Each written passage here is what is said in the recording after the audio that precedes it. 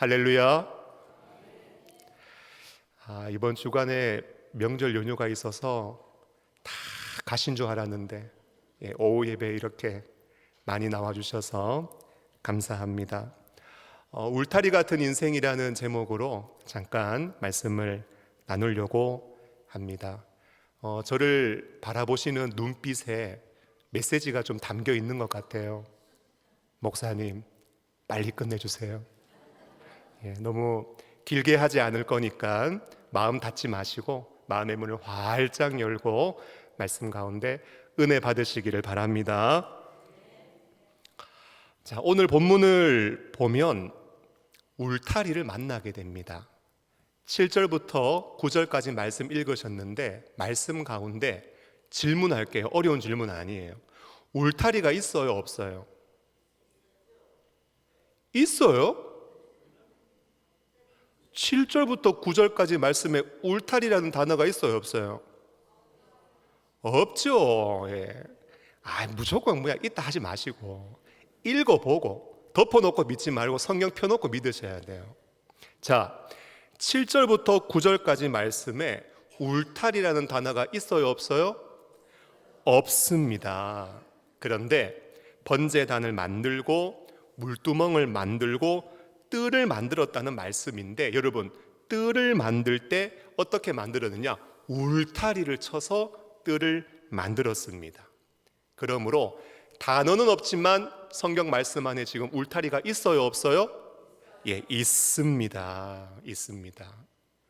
자, 있다고 했는데 갑자기 목사님이 막 뭐라고 해가지고 마음 상하지 마시고, 여러분, 울타리는 단순히 경계를 나타내는 것이 아니라 성막과 이스라엘 백성 사이에 경계를 설정하고 하나님 앞에 나아가는 길과 질서를 보여주는 것입니다.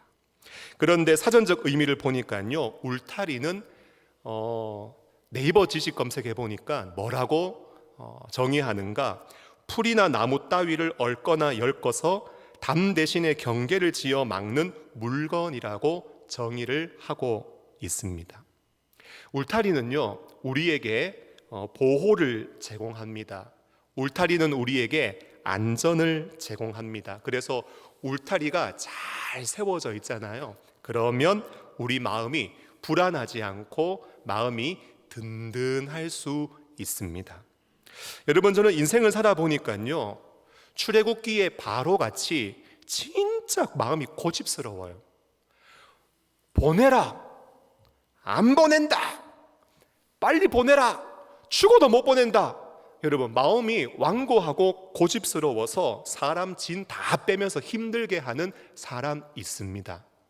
그런데 반면에 참 그 자리에 든든하게 울타리같이 서 있어서 마음에 보호와 안정과 평안을 주면서 든든한 마음을 일으키는 사람도 있습니다. 여러분, 출애굽기 읽어보니까 어떤 사람이 울타리 같은 사람이었는가? 보니까 모세에게 있어서 장인어른 이드로가 울타리 같은 사람이었습니다. 이복의 사위 모세 이리 와봐. 모세가 갑니다. 장인이 이렇게 이야기해요. 야, 내가 보니까 너 백성들이 자꾸 너한테 막 물어보러 나오고 너한테 막 하나님의 뜻을 물으러 오는데 내가 보니까 네가 하는 일이 옳지 못하다. 너 보니까 일이 너무 많다. 너무 중하다. 너 그렇게 하면은 백성을 적과 꿀이 흐르는 땅으로 인도하는 그 사명 오래 못한다. 사람 세워가지고 그 일을 좀 분담하고 나누어 줘라. 야, 보니까요, 모세의 고충을 헤아리고 지혜를 나누어 주면서 그가 사명 계속해서 잘 감당할 수 있도록 모세의 장인 이드로, 보니까 모세에게 든든한 울타리 같은 사람이었습니다. 또 보니까 이스라엘 백성들에게 모세가 울타리 같은 존재였습니다. 여러분, 이스라엘 백성들이 금송아지 만들면서 우상 숭배했어요. 저는요, 출애굽기 읽을 때마다 진짜 화가 납니다.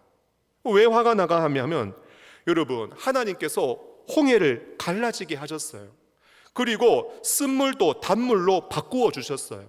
만나와 메추라기로 굶지 않도록 여러분 잘 먹여주시는 그런 기적을 날마다 경험해 놓고 또 시내산에서 모세와 함께 70명의 장로가 함께 올라가 가지고 먹고 마시는 일도 있었어요. 야, 나는 두렵다. 차라리 우리는 못 가겠다. 모세 너가 가라 해가지고 이스라엘 백성들이 그렇게 모세 등 때밀어 가지고 하나님하고 만날 수 있도록 모세를 보냈단 말이에요.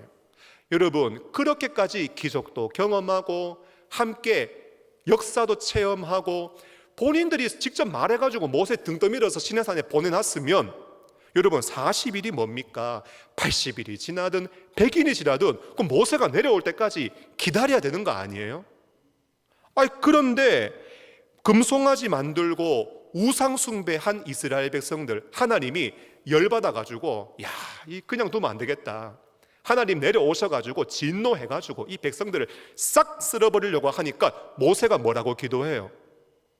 하나님 뜻을 돌이켜주시고 화를 내지 마라 주옵소서. 여러분, 그렇게 기도해가지고 이스라엘 백성들에게 이 말 하나님의 진노를 모세가 막아섰단 말이에요. 보니까 이스라엘 백성들에게 있어서 모세는 진짜 좋은 지도자요, 든든한 울타리 같은 사람이었습니다. 여러분, 더 나아가서 모세와 이스라엘에게는 누가 울타리였을까? 제가 보니까 살아계신 하나님, 전능하신 하나님이 그들의 울타리였습니다.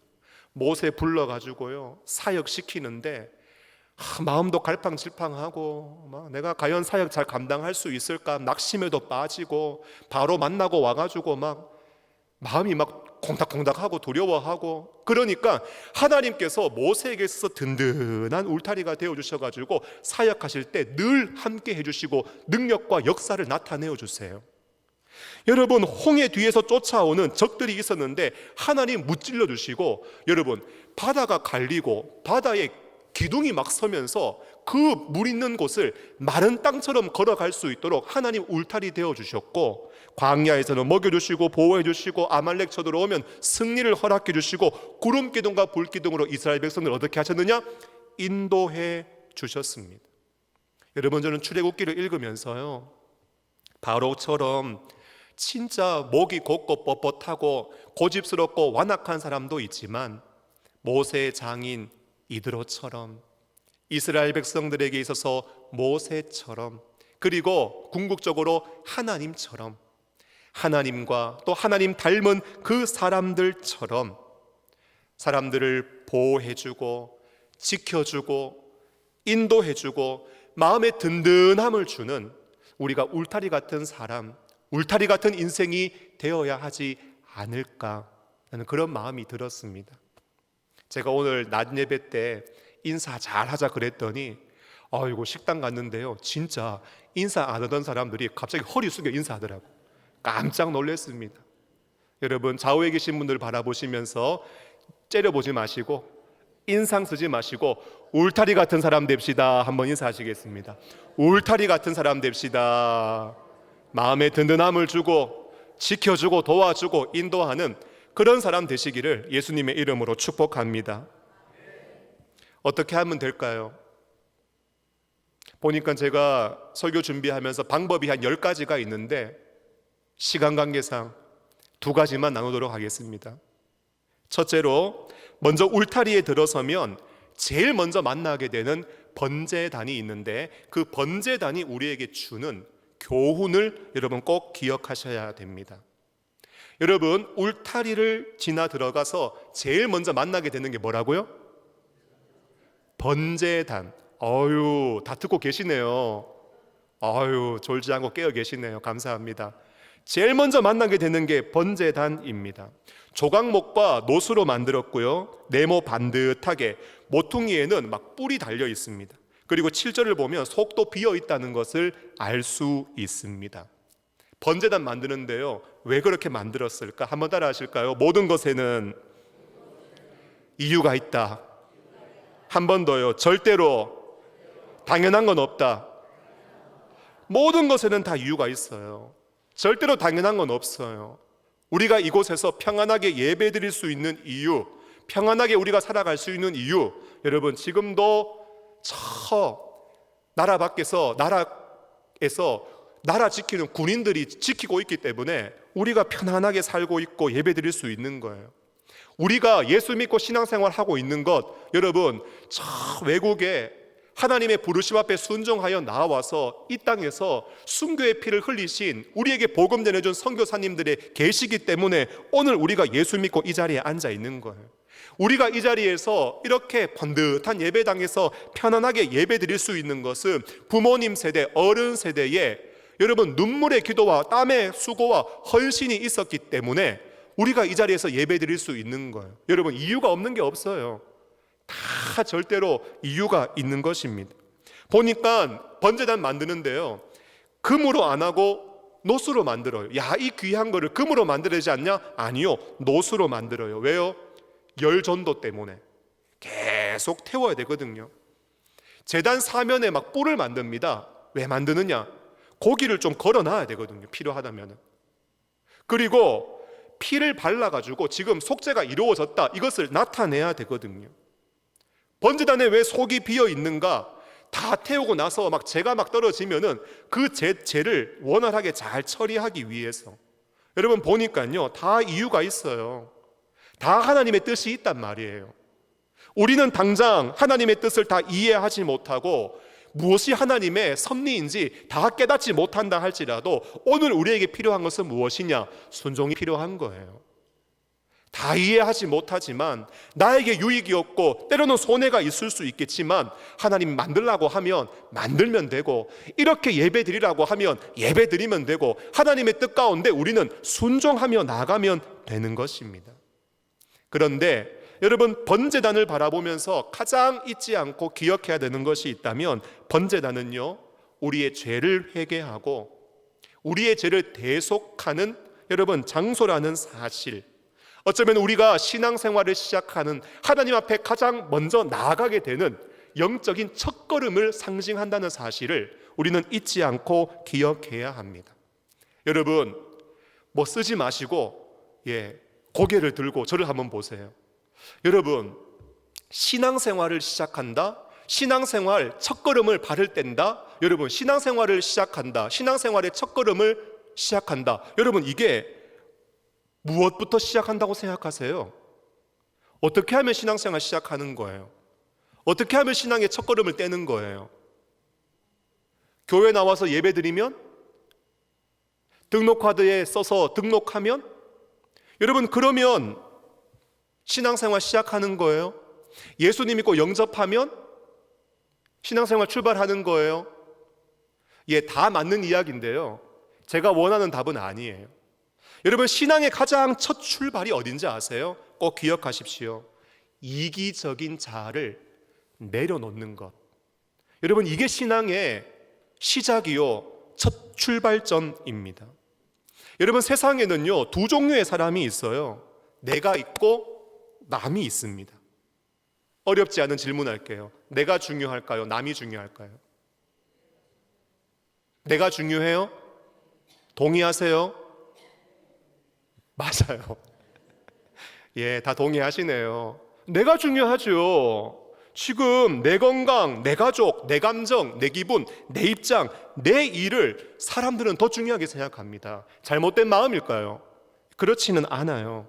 자신을 잘 돌보고 가꾸는 일 반드시 필요하죠. 하지만 우리가 주의해야 되는 것은 나를 생각하는 마음이 아니라 나만 생각하는 그런 이기심, 이기적인 자아가 내 심령 깊은 곳에 자리 잡고 내 인생을 좌지우지하지 않도록 우리는 이것을 경계해야 하는 것입니다. 왠지 아세요?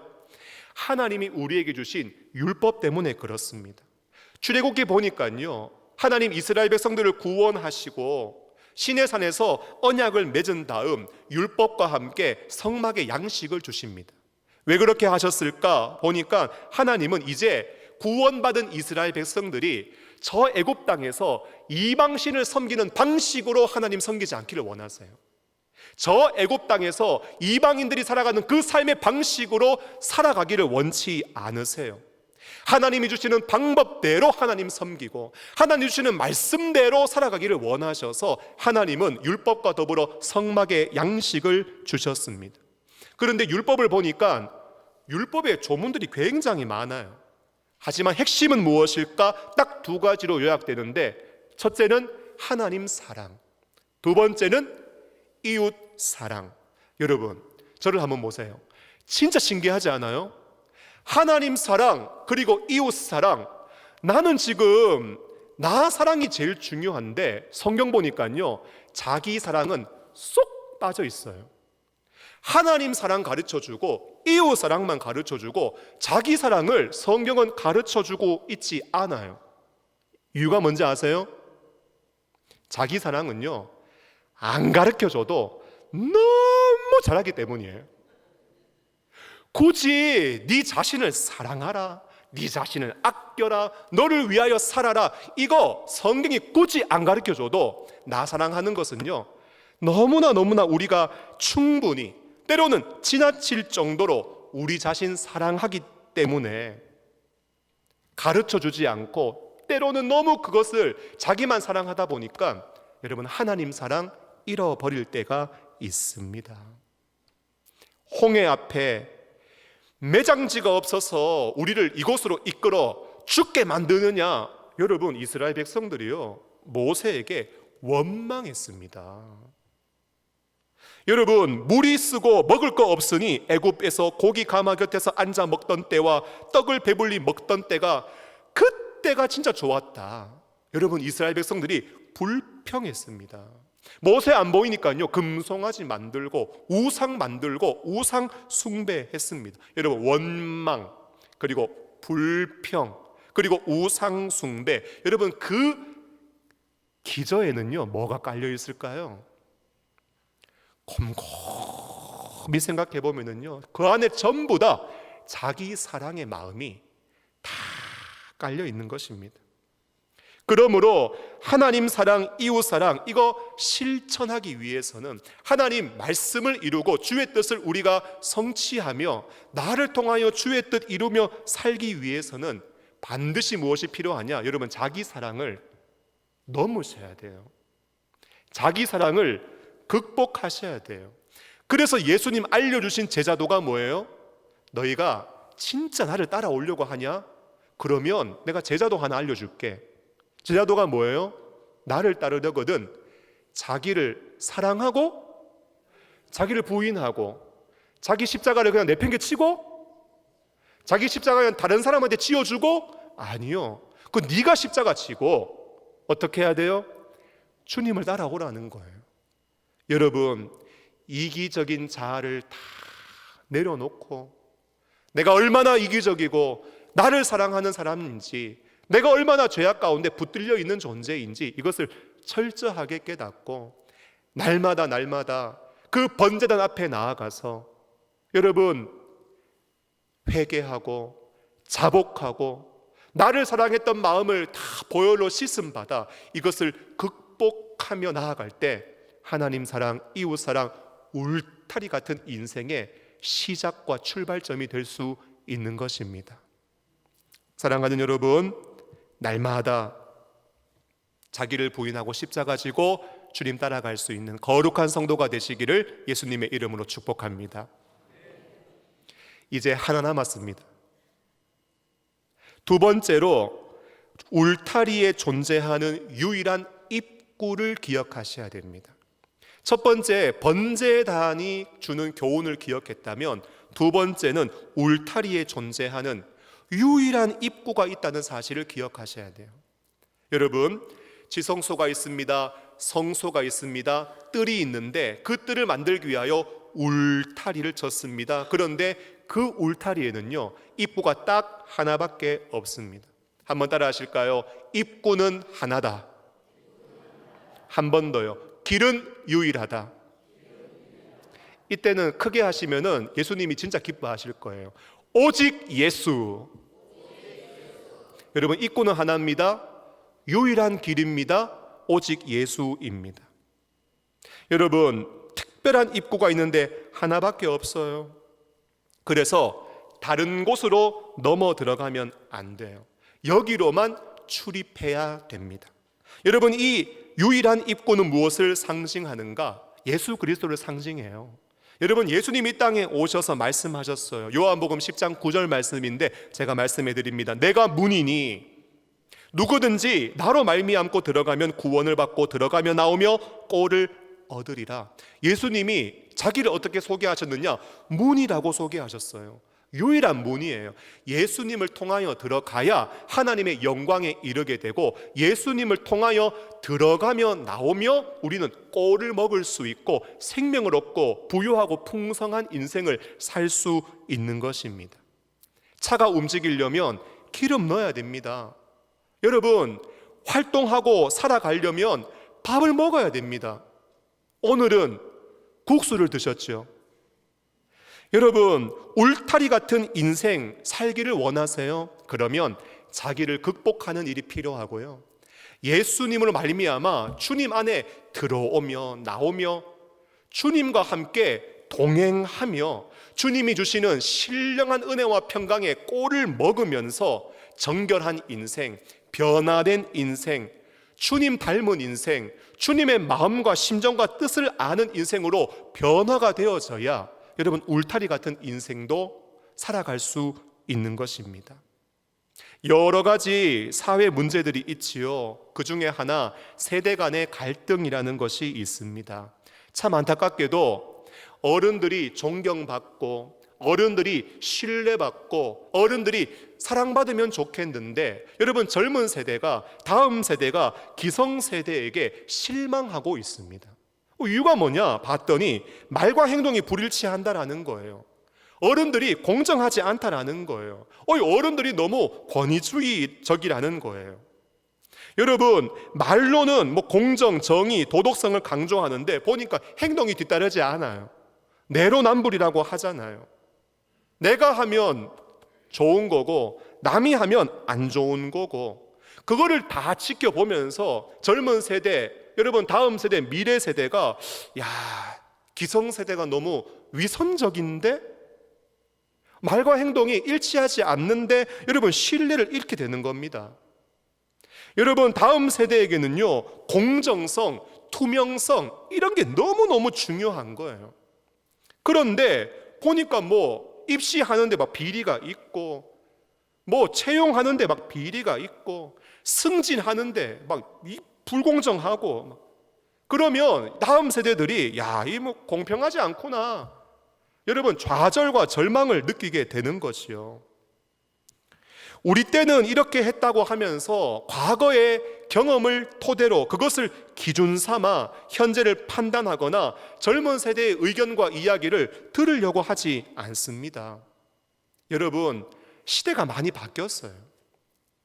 저도 젊은이들과 소통하고 그들과 함께 논의하고 그들을 사역 가운데 참여시키기 위해서 얼마나 많이 제 자아를 내려놓고 권위를 내려놓고 그들과 함께 대화하고 눈높이를 맞추고 이야기하고 사역에 동참시키고 말씀을 나누고 은혜를 나누기 위해서 얼마나 노력하는지 모릅니다. 여러분, 정말 다음 세대와 미래 세대를 세워가기를 원한다면 우리가 하고 있던 방식이나 전통이나 관례와 규례와 시스템들, 여러분, 많은 부분들을 좀 돌아보고 내려놓고 그들과 함께 눈높이를 맞추는 일도 필요합니다. 여러분, 세상에는 이런 세대 간의 갈등이 있는데 교회 안에는 없을까? 여러분, 교회 안에도 젊은이들이 다 절차적인 정의와 공정성과 합리성을 따지는데, 여러분, 그런 세대 앞에 우리는 정말 진실한 크리스찬이 되어야 하고, 종교 활동이 아니라 정말 하나님을 사랑하여 예배드리고 하나님 좋아해서 하나님 알고자 하는 마음으로 성경 읽고 하나님의 뜻이 정말 이 땅 가운데 이루어지기를 소망하는 마음으로 부르짖고 기도하고 주님이 주시는 힘과 은혜로 여러분 봉사하고 수고하고 섬기고 해야 다음 세대가 볼 때, 야, 진짜 크리스찬이구나, 정말 하나님을 사랑하는 신자구나, 그들이 신뢰할 수 있고, 우리가 강단에서 기도했다면 기도한 대로 진짜 사셔야 돼요. 강단뿐만 아니라 어떤 모임에서 여러분 기도했다라면 그 미사 여구가 중요한 게 아니라 진짜 기도한 대로 여러분 작은 부분 하나라도 실천하며 사셔야 다시 교회와 이 땅의 성도가 회복되고 신뢰를 받을 수 있는 것입니다. 이제는 모든 조직이요, 건강한 시스템을 갖추고 인간의 의도나 인간의 욕심을 좀 다 내려놓고 공정하게 상식이 통하도록 일들을 하지 않으면은 여러분, 미래 세대들에게는 이제 신뢰받지 못합니다. 사랑받지 못합니다. 다시 한번 우리의 마음을 새롭게 해나가며 들어오며 나오며 진짜 꼴을 먹으면서 그냥 종교 활동이 아니라 의식적인 종교 생활이 아니라 정말 예수님과 만나고 주님 닮은 인격과 주님의 방법으로 우리가 사명을 감당하는 하나님의 진정한 사람들이 되어야 하는 줄로 믿습니다. 과연 우리가 할 수 있을까? 저도 의문이 들었거든요. 그런데 설교 준비하면서 주님이 저에게 주신 감동이 뭐냐? 마가복음 9장 23절입니다. 예수께서 이르시되 할 수 있거든이 무슨 말이냐? 믿는 자에게는 능히 하지 못할 일이 없느니라. 여러분, 귀신 들린 아이 못 고치는 제자로 인해서 아이의 아버지가 나타나서 예수님, 저 하실 수 있으세요? 그러면 좀 고쳐주실래요? 그래서 예수님이 할 수 있거든이 무슨 말이냐? 믿는 자에게는 능치 못함이 없다. 꼭 믿어라! 하면서 주님이 말씀하신 말씀이에요. 사랑하는 성도 여러분,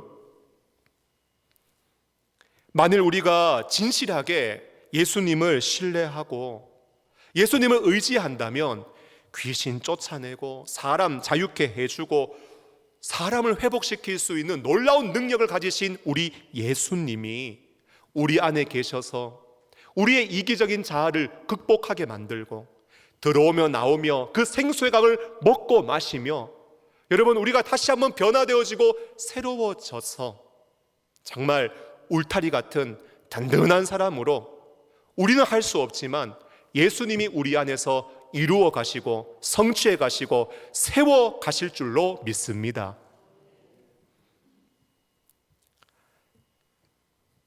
찢어지게 가난해서 먹고 살기 어려울 때 저는 우리 부모님 세대가 든든한 울타리가 되어주신 것을 압니다.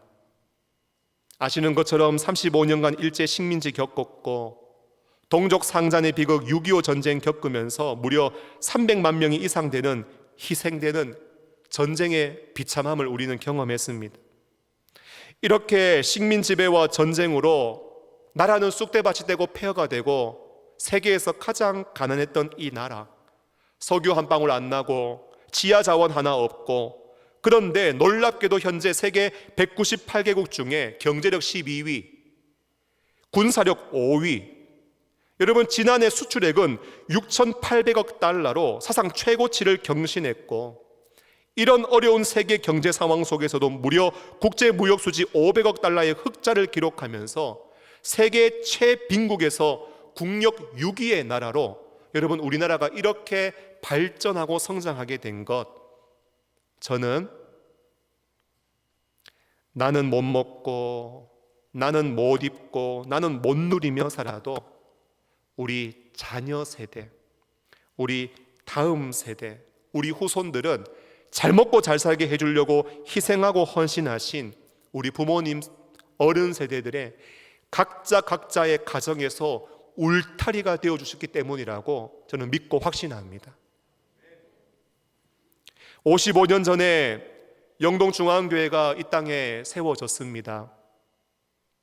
건축을 하면서 이렇게 좋은 예배당을 갖추게 되고 교회 사태에 어려움이 있었지만 이것을 다 뛰어넘고 극복하고 전 세계가 만난 코로나도 믿음으로 이겨내며 교회가 오늘에까지 이르게 된 것, 저는 이 자리에 계시는 우리 성도님들의 헌신, 눈물의 기도, 아낌없는 봉사의 수고가 있었기 때문에 무엇보다 예배의 자리를 지키고 기도의 자리를 지키고 봉사의 자리를 묵묵히 지켜나가신 우리 어르신 성도님들 계셨기 때문에 교회가 오늘 여기까지 왔다고 저는 믿고 확신합니다.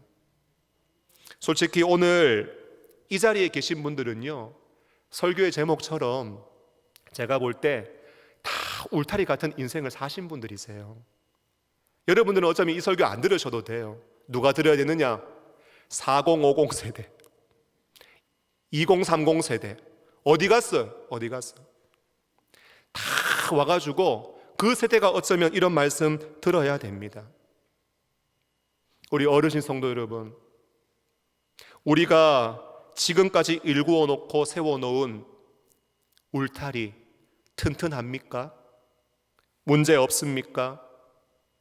다음 세대에게, 미래 세대에게 자랑스럽게 물려줄 수 있도록 우리의 울타리는 든든하게 세워져 있습니까? 혹시 그 울타리가 조금 약해졌고 흔들거리고 무너지고 있다면 4050 세대, 2030 세대, 우리의 다음 세대, 미래 세대에게 평안하고 든든한 교회, 바른 진리의 말씀이 힘있게 선포되는 교회, 어두운 시대 가운데 구원의 방주로 쓰임받는 교회, 다시 한번 영적으로 발돋움하고 힘있게 성장하여 마지막 시대에 주님 앞에 쓰임받는 영광스러운 교회로 여러분 교회를 세워가야 하지 않겠습니까? 그런 교회로 우리 교회를 세워가기 위하여 어떻게 해야 될까?